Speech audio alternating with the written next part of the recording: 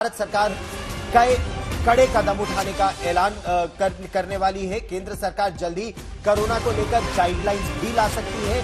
केंद्रीय स्वास्थ्य मंत्री मनसुख मांडविया की राज्य के स्वास्थ्य मंत्रियों के साथ एक बेहद महत्वपूर्ण बैठक शुरू हो गई है।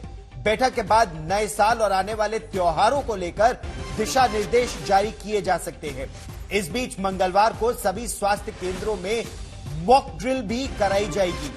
कोरोना जैसे किसी भी हालात से निपटने के लिए किस तरह की तैयारियां अलग अलग अस्पतालों की है, राज्यों की है, उसका जायजा भी लिया जा रहा है। मनसुख मांडविया जल्दी इंडियन मेडिकल एसोसिएशन आईएमए और डॉक्टरों के अलग अलग संगठनों से बात भी करेंगे। इस बीच अच्छी खबर यह आ रही है कि आज नेजल वैक्सीन यानी नाक से दिए जाने वाला टीका कोरोना के खिलाफ एक नए और संभवतः बेहद कारगर हथियार के रूप में सामने आया है। इसका इस्तेमाल बूस्टर डोज या प्रिकॉशन डोज के तौर पर किया जाएगा। और मेरी सहयोगी मिलन शर्मा ज्यादा जानकारी के साथ अब हमारे साथ जुड़ रही है। मिलन, किस तरह की तैयारियों की समीक्षा की जाएगी जब केंद्रीय स्वास्थ्य मंत्री और राज्य के स्वास्थ्य मंत्री मिल रहे हैं, और ये जो नेजल वैक्सीन है, जो नेजल प्रिकॉशन डोज है, ये कितना बड़ा हथियार है? गौरव, आपने सही कहा। जो नेजल वैक्सीन जिसका अब इंट्रोडक्शन होने वाला है कोविड के कोविन ऐप पर, ये बहुत ही बड़ा हथियार है कोरोना के खिलाफ। बिकॉज ये जो प्रिकॉशन डोज होगी ये आपको नाक में लेनी होगी और इसमें कोई सुई का इस्तेमाल नहीं होगा। जैसे आप ड्रॉप्स लगाते हैं वैसे ही ड्रॉप्स लेने होंगे और नाक के दोनों तरफ 4-4 ड्रॉप्स आप डालेंगे और एक ही डोज में काम हो जाएगा। इस तरीके से ये वैक्सीन काम करती है गौरव।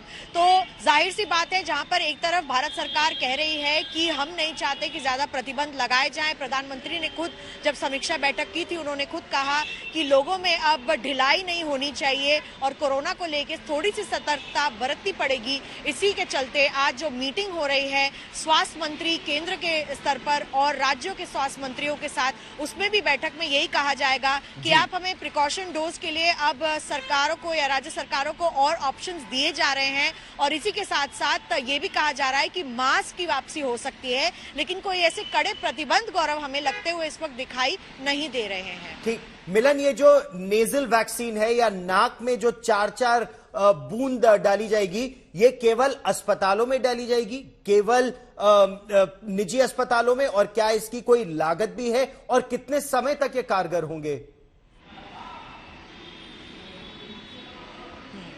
देखिए, जैसे कोवैक्सीन की जो वैक्सीन लगती थी वो 2 डोज की वैक्सीन होती थी। हमें बताया गया है कि जो नेजल वैक्सीन रहेगी वो एक ही वक्त पे डाली जाएगी और 4-4 ड्रॉप्स डालकर ये अपना काम कर सकती है। सबसे अच्छी बात मैं बताऊं कि इसमें कहा जा रहा है कि जो सुई लगने के बाद जो दर्द होती है और बाजू में जो भारीपन महसूस होता है एक दिन तक, वो नहीं होगा। और इसकी जो लागत है, मूल दाम जो है, इस पर अभी भारत सरकार और भारत बायोटेक के बीच बातचीत जारी है।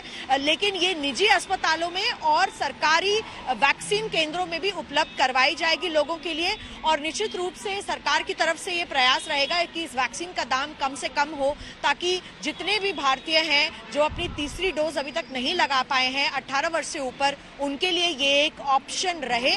और इसी के चलते कोविन में ऐड होने के बाद आप स्लॉट बुक करके वैक्सीन के लिए लगवा सकते हैं। और जो मूल दाम है उस पर चर्चा अभी जारी है, कुछ ही दिनों में इसके बारे में भी पता चल जाएगा गौरव।